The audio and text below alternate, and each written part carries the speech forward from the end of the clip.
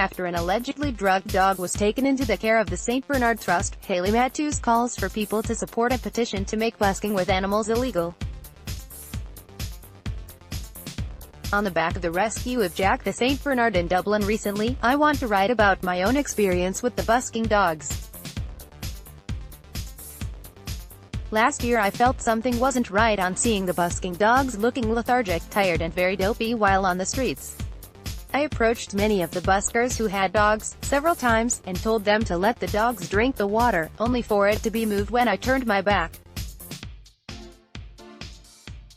I'd tell people not to give them money and warn them of potential mistreatment or possible abuse to the dogs, as I had witnessed them being quite rough, and even saw them putting the dogs in a cramped trailer box at night that was meant for a gas canister, not a dog. Nothing about it felt right to me. You need to make up your own mind about this situation, but it feels very dated to use animals on the streets to busk. I mean, who has a dog that sits for hours and doesn't move, flinch or bark? It's not normal behavior. According to the charity St. Bernard Trust, Jack tested positive for benzodiazepines, which act as a sedative, slowing down the body's functions and are used for both sleeping problems and anxiety, and I now suspect that what I saw last year was most likely the dogs being drugged.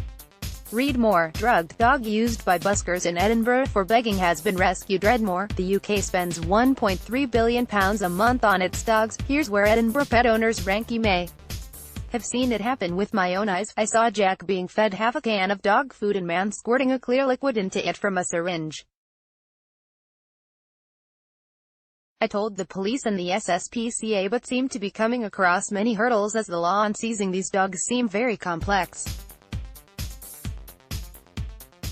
I felt my concerns were falling on deaf ears, and to say I'm disappointed that it's taken another year to help some of these dogs is an understatement.